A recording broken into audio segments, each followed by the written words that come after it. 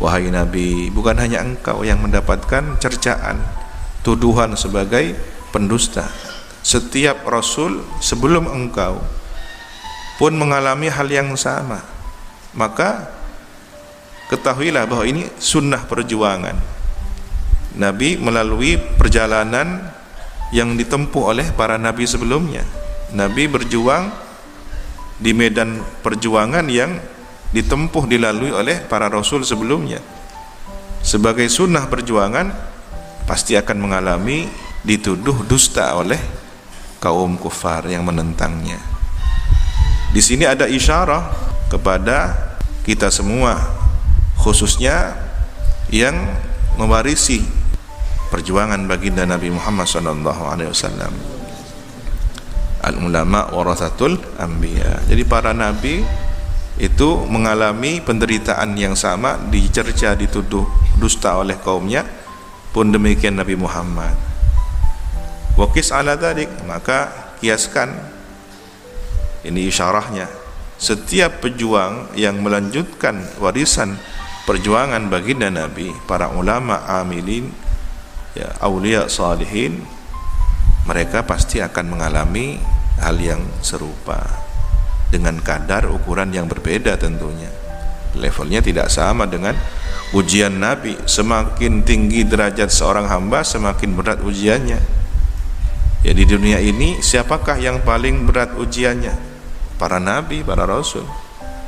Maka pahamilah, wahai orang yang terkena ujian, terkena suatu materi ujian, musibah, bencana, semakin besar ujian itu bukan menunjukkan Allah benci atau murka selama seseorang berada di dalam keistiqomahan dan ketaatan.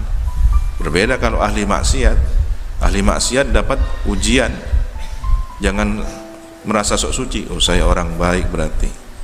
Ahli maksiat diuji oleh Allah, kemudian merasa dirinya sudah pada level saya seperti kaum solihin, para wali, pangkatnya tinggi. Itu ujub yang salah tempat, bangga diri salah tempat.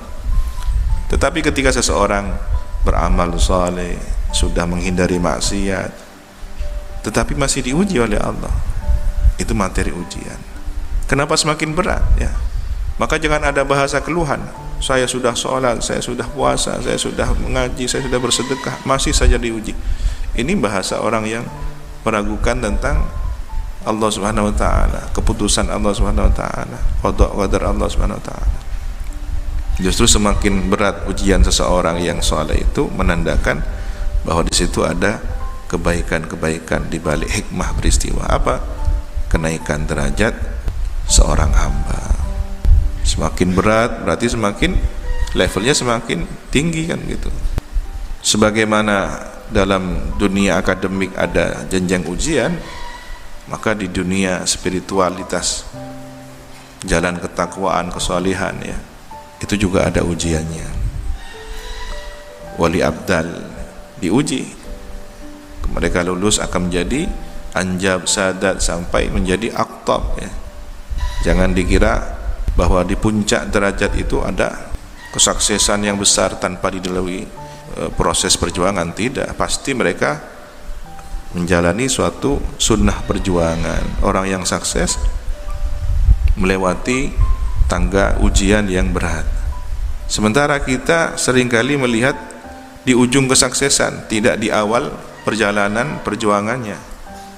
Kita melihat si fulan, Masya Allah, Syekh fulan itu waliullah, karomahnya luar biasa, bisa melakukan ini dan semacamnya di luar kebiasaan, khariqul adah, ada keajaiban-keajaiban yang beliau lakukan. Kita melihat fasilitas itu, kita melihat karomah itu, tetapi tidak mempelajari, tidak menelaah bagaimana beliau sebenarnya berproses dari titik awal. Bagaikan bangunan, kita lupa melihat pondasi itu dibangun, digali di tanah, tapi sudah melihat bangunan yang tinggi menjulang ke angkasa, bangunan ini hebat, langsung ingin pada puncaknya. Maka seharusnya ikuti dari atau pelajari dari proses awal itu. Perjuangan Nabi Ibrahim, kesabaran Nabi Yakub merindukan Nabi Yusuf, ya sabar. Begitu juga Nabi Ayub yang sabar melewati masa-masa sulit sampai sembuh dan kembali berjaya. Kalau sudah ada pertolongan yang dijanjikan, pasti akan datang. Tinggal bagaimana kita menunggu dan bersabar. Begitulah sunnah para pejuang, para dai. Ini harus dipahami. Santri pulang ke masyarakat, ingin masyarakat itu terdidik dengan baik, ingin masyarakat menjadi saleh salihah, ingin masyarakat memperoleh hidayah, tapi masih ada saja yang tersesat jalan, yang menentang. Ya jangan kemudian menyusahkan diri sendiri, ya. Dipikirkan sampai diri sendiri menderita, sakit hati karena masyarakat menentangnya. Tidak perlu terlalu diambil hati. Sabar hadapi, fasbir. Andaikan mereka sudah tertulis termasuk orang yang tersadarkan masuk Islam, ya pada akhirnya mereka akan masuk Islam. Maka bersabarlah, standar perjuangan. Jangan sampai terlalu diambil hati ketika ada kaum kufar yang tidak masuk Islam. Demikian pula para dai, para pejuang, ya. Wahai para alumni yang sedang berjuang di masyarakat, pahami sunnah perjuangan ini.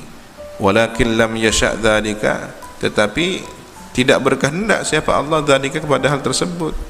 Itu rahasia Allah. Ternyata Allah tidak menghendaki semua manusia memperoleh hidayah. Ada kelompok yang memang tertutup hati mereka, falam yu'minu, maka mereka tidak beriman, tidak dikehendaki oleh Allah. Fala takunanna minal jahilin, maka janganlah sungguh ada engkau termasuk orang yang tidak mengetahui bidzalika kepada hal tersebut. Jadilah orang yang pandai merenungkan hikmah di balik peristiwa. Ketika ada cahaya, ada gelap. Ketika ada manis, ada pahit. Ketika ada orang yang beriman, maka ada orang yang kufur. Itulah keseimbangan. Kita bisa mengenal cahaya karena ada lawannya, apa? Kegelapan. Kita mengetahui ada orang beriman karena ada orang kufur. Nikmatnya iman dapat dirasakan ketika melihat betapa sesatnya orang-orang yang tidak memperoleh hidayah.